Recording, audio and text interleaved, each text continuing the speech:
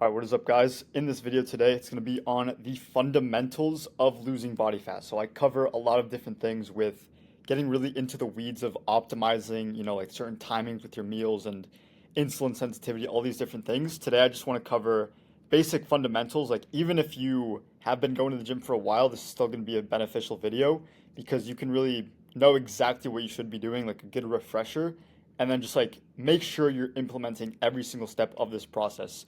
And then obviously if you're new, then it's going to be really, really beneficial for you to know exactly what to do to lose fat in the first place. So like very fundamental things, but really essential to know. So before you try to optimize anything, like I just mentioned, like fundamentals are first. Like without the fundamentals, you're not going to lose body fat at all. Like there's no progress made without the fundamentals. So they're easy to know, but actually applying them is the key. Like even myself in the past, I remember I would know all the things of being a deficit, do progressive overload, all the different things that we'll get into, but actually applying them is a different story, and that's where you actually see the results. So getting into the actual steps here. So number one, by far the most important thing to get right is your calories and being in a caloric deficit, right? So a caloric deficit is required for fat loss if you don't know, or you could do maintenance calories. It's a little bit more advanced. I would just stick to a deficit if I were you, like just starting off. But a little bit more advanced would be a maintenance recomp. You can actually lose body fat and gain muscle at the same time. So like the net weight is going to be the same, but you're actually losing body fat and then gaining muscle. So like you're staying the same body weight, but it's like a different body composition effect. But for the majority of people, I would recommend just doing a deficit. It's going to see the fastest fat loss that you can. And your rate of fat loss depends on the deficit size. So it's usually 3 to 500 of a caloric deficit per day for most people. So for example, I can give you this little drawing that I did. So let's say this is your maintenance calories. For example, let's say it's 2,500 calories for the day, right? If you eat in a deficit, so under that maintenance, you are going to lose body fat from that. So basically the whole goal of losing body fats and like the main driver of this is going to be that caloric deficit, because all calories are is just energy at the end of the day. So if you're in an energy deficit, then you're going to use your stored body fat, which is energy, to compensate for that energy loss that you're not getting in through your diet. So that's how that works, like fundamentally in your body, right? So let's say, for example, this is 2,500. This could be 2,000, or just like depending on where you are and like what is specifically recommended for you. Like, I don't know you watching this video, like what it should be for you. But like mostly it's going to be like that 3 to 500. You could go a little bit steeper depending on where you're starting from. If you're at a higher body fat percentage now, you could go a little bit steeper, maybe go into like a 700 to 1,000. It'd be a pretty steep deficit, but it just depends on where you are again. And so the main step here is to find your maintenance calories first and then find your deficit. So if you don't know how to find your maintenance, basically you want to track your body weights and then track your calories for about like 2 to 3 weeks. See where that trend is. This is something that I do with all my clients. Like we have a really detailed spreadsheet to get this right. But if you want to do this on your own, track your body weight, track your calories every day for like 2 to 3 weeks, see where the trend is going, and then you can see like if your body weight is moving, where that trend is going based on the average calories that you're having. That's going to determine where your maintenance is. And then once you find your maintenance, it's pretty easy to apply this deficit for yourself. So like once you see the maintenance, for example, again like 2,500, you can just subtract 3 to 500 calories. And then once you're in that range, then you should be losing body fat. And it'd be like pretty slow and steady, just depending on the steep of the deficit that you're in. But this is number one, by far, the most important thing to get right with your diet and with losing body fat. So next up is protein. So you want to get the macronutrients right, of course. The protein macronutrient is going to be the most important for keeping muscle, growing muscle, and just having good energy on your cut as well. So you want to hit at least 1 gram per pound of body weight when you're like, doesn't matter like if you're cutting, bulking, whatever. You want to do at least 1 gram per pound of body weight. So if you weigh, for example, 160 pounds, that means you want to get in 160 grams of protein per day. And you can space that out throughout the day, right? So each meal should hit leucine threshold. It's a little bit more advanced, but I'm just going to cover this in here for the moment. So leucine threshold hit around 30 to 40 grams per meal. And then total protein for the day is going to be this 1 gram per pound of body weight. So just depending on how much you weigh, that's going to be the total for the day. And you can add more for the thermogenic effect. So I'm a big fan of adding more protein especially if you're cutting, because it's going to have a thermogenic effect. So basically, 20 to 30% of the calories that you eat from protein are going to be burned through thermogenesis, which is basically just burning calories at rest without doing anything, because when you're digesting protein, it's just going to be burned as extra energy. So then I just covered this. I didn't even read this. But yeah, leucine threshold space throughout the day. Just getting that 3 grams of leucine per meal, which is roughly around 30 to 40 grams of high quality protein in every single feeding. And I would do like 3 to 4 meals per day. That's like what I usually recommend for my clients, just depending on your schedule, like when you can train, all these different things you have to account for the specific like meal structure that you have. Next up is carbs. This is the most confusing part that everyone gets wrong. Like, genuinely, I've seen so many different things about carbs. And my philosophy on this is that you always want to use your carbs and match them with your training demand. So, the basic fundamentals of carbs, like total intake should be matched with training demand. You don't want to go like too excessive and you don't want to go too low as well. Just depends on like what diet phase you're in as well. Like, there's a lot that goes into it. It's very it's not cookie cutter at all. Like, it's very specific and tailored to like what you want to achieve with your physique and like your training. The carbs are going to be the biggest like lever that you can pull because they have such a strong effect on body composition. So to get a little bit deeper into carbs in a general, so you have high versus low GI carbs. So high GI carbs, which is high glycemic index, is going to raise your blood glucose a lot higher, and it's going to be a lot shorter of a blood glucose rise. So it's basically going to raise blood glucose very high, which matches with insulin. So like insulin's job is to clear out blood glucose to store it into either muscle or fat cells. So the higher that blood glucose is going to raise, the more insulin that you're going to release, and you can play around with it. It's not necessarily bad, but you can use these different types of carbs at different times, just depending on the structure of the day. And you also have glucose versus fructose. So glucose is going to be the main driver of like muscle glycogen, main energy source in the body. And then fructose, you want to use this sparingly for the liver glycogen. It's not going to have any effect on the muscle. Just think of this as a liver glycogen kind of like supplement, you could say, but you don't want to completely neglect this. I would still add some fruit, maybe some honey, and just like not too much, because you want to have the majority of your carbs glucose focused. That's why I like to do a lot of potatoes. White rice is good, and focus the majority of that in the post-workout meal, because you'll have those GLUT4 transporters at the cell membrane when you can actually absorb the most glucose to the muscle cell. So then timing your carbs. So I talk a lot about this on my channel. You want to do a little bit of carbs in the pre-workout meal.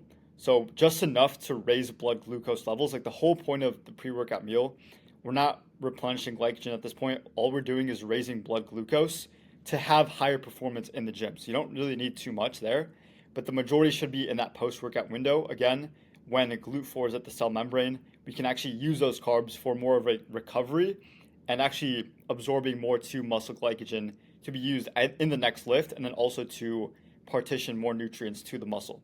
And then insulin, we covered this a little bit. So insulin rises when blood glucose rises as well. The whole role of insulin is to store nutrients that we have. Like, when we have high blood glucose, you want to clear that out and store it into either fat or muscle cells. And then if you can have some protein with this as well, so like it's getting a little bit too advanced. Like, I've covered this in my other videos, but if you can use protein with insulin as well, it's going to shuttle it more to muscle cells as well. And then think of carbs as a tool. So they should always be used. So basically, have carbs pre and post workout. And then even in that post workout meal, I'd go for a walk, like maybe like 10-15 minute walk, to still use those carbs, have more GLUT4 translocation to the cell membrane to even more just like absorb them the best way that you can to maximize that nutrient partitioning, so that you can like lose the most amount of body fat and keep the most amount of muscle in that cut. So that's carbs, like very general carb understanding there. Like, if you can understand carbs, you can know how to use them correctly, it's very beneficial. Like, if you do, it's very worth learning if you take the gym seriously at all. So if you have any questions, like definitely ask me on Instagram. That's where I'm most responsive. But let's keep going. So fats, there's different types of fats that we want to understand. So there's 4 different types. So we have saturated, monounsaturated, and then polyunsaturated. And we also have trans fats. I didn't cover this here just because you want to completely avoid these. And you want to mix these three types. So the polyunsaturated is going to be like the highest ROI one that you can do. This is like the fish oils, like the omega-3s, and you want to mix these two together as well, like monounsaturated, like good from avocado and olive oil. Those are my main two go-to sources for that. And then saturated would be like eggs, ground beef, butter. Eggs have pretty much all of these, like the mono and the saturated. Not very much on the poly, but just like mixing the different fat types for the hormones. And side note on this, like don't mix high fats with high carbs consistently because of the Randle cycle. So like when you have high insulin from the carbs, then you don't want to mix high fats with that as well because it's going to be way more prone to storage there. And then having good cholesterol, like dietary cholesterol for the hormones as well, like testosterone, all the sex steroid hormones. So cholesterol from eggs, shrimp is good, like even ground beef, like getting that in. The dietary cholesterol is not going to be a bad thing like a lot of people might think, but it's going to be good for actually having good hormone production. So next up is training. So we actually want to provide stimulus for growth. So when we're in a fat loss phase, like when we're cutting, we want to obviously like train the muscle to pretty much tell your body like to not use muscle as a fuel source and not be burned. So we want to keep as much muscle as we can. You can even grow muscle if you watch my other videos, then you know how to do that. But you also want to do lower volume in a deficit because when you're in a deficit, you have lower calories coming in. It's a lower energy that's coming in, so you cannot recover from as much volume. So you want to always do lower volume in a cut. And then always progressive overloads, like actually try to get stronger in the gym. Like even if you're cutting, a big mistake I see is people like will go in a cut, like go in a deficit, and then they'll think that they can't grow any muscle and they don't even try to get stronger, which you should always try to be pushing your lifts to the highest intensity that you can and then still try to add some weight. Like it's not going to be the biggest, gaining phase of your life, of course, but you still can get away with if you're getting like the timing correctly, which is not fundamentals, but well, if you want to learn about that, just watch my other videos as well. And then muscle anatomy based exercises. So just using the lifts to actually target different muscle groups that you want to hit. So for example, if you want to hit the upper chest, doing incline presses for the actual, clavicular head of the chest. And like, for example, like lateral raise is going to be for the side delts, just knowing how the muscle anatomy works and basically creating a program based around the specific muscles that you want to hit and like target the most as well. Then training, keep going. So training split. So there's different splits that you can do with your training. So big common ones are push-pull legs. I'm not a big fan of push-pull legs. Right now I'm doing a chest back, then arm, shoulder, and then legs. So like you can combine different muscle groups together in different training days, just depending on what your goals are. Like some certain splits are different or like better for different specific goals in the gym, like depending on what muscles you want to bring up more than others. So you can play around with the specific split that you have. Then exercise selection, we kind of covered that already. And then sets was basically how many reps of, how do I even describe a set? I haven't described a set in so long. But it's basically how many reps you're doing in a cluster to get that certain outcome. So reps is basically like the rep that you're doing for the exercise, and then sets is how many of these groups of reps that you're doing per exercise that you do. And then rest time is between the sets. That was really weird. I've never described this at such a level like that, but hope that made sense. If any questions, just let me know. And then cardio, so caloric expenditure. So you want to get higher caloric expenditure in your cuts because you always want to match calories based on what we're actually expending. So like if your maintenance is here, we can raise that with more cardio, and then you can just have more food in the long run, just have more energy like coming into the system as a whole. You're also getting zone 2 benefits. I have other videos on my channel for this as well.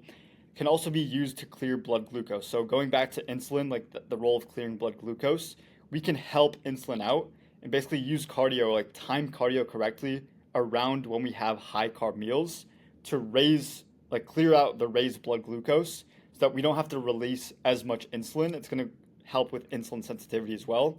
And also create a deficit with high energy intake, kind of going back to this point here. And then steps and zone 2 for the best results. So you want to do some zone 2 cardio. And then I also like to do some steps like being active throughout the day. Like just depending on your activity levels, you can match that with your caloric intake and your schedule. We can program like specific cardio sessions and then steps for the day that you should hit, just depending on like your actual goals and like what you can do throughout the day. And then recovery. So prioritize your sleep. The most important thing of recovery is by far sleep. If you're not getting good sleep, then you're just gonna pretty much tank everything when it comes to fat loss. Like it's gonna be slower progress. You're gonna lose more muscle. Like from that calorie deficit that you're in, then more of it's gonna be from muscle and less of it is gonna be from fat. So like if you can get good recovery and good sleep, it's gonna be the most beneficial for you. Then don't overtrain. Like another big thing with lower volume is that you're not gonna overtrain from this. If you're gonna push volume really hard and still keep intensity high, then it's not good for training. Like it's gonna be a recipe for overtraining, especially if calories are lower. And then hitting micronutrients. So like in those certain foods that you have, in the meals that you have, prioritize nutrient-rich foods so you can actually get the nutrients that your body needs to recover. And then just remember that progress only happens during recovery. So when you go to the gym, it's just like a stimulus to make progress. But like when you're actually recovering from what you do, that's where the progress is made. That's where the growth happens. And that's where the fat loss happens as well. Like you can be in an energy deficit and then still go to the gym, train for the stimulus. But then the only progress will happen during recovery. You have to recover from what you can do, or else there's not going to be any progress made. So the nutrition structure, this is the last thing here. So this is kind of how you want to think about every single meal that you have. So based on your schedule, your training goal, and your meal type, you can design certain meals based on this little pyramid that I drew out here. So the main fundamental is going to be the calories, as we covered before, knowing what your calories are for each meal, and then like throughout the day as well. And then macronutrient structure based on when you're training. So for example, the pre-workout meal is going to be hitting leucine threshold, so hitting the protein, having enough carbs for the training demand, and keeping fats lower to not mix the fats and the carbs. And then you can use a little bit of fats in the pre-workout meal. I'm not super against that, just to slow down the digestion and then to slow down the blood glucose rise. So like depending on when you go train and when you have your pre-workout meal, you can time that accordingly. And then using micronutrients for the specific foods that you have to fill this macronutrient structure and to fill the calories. So it kind of works as a system here.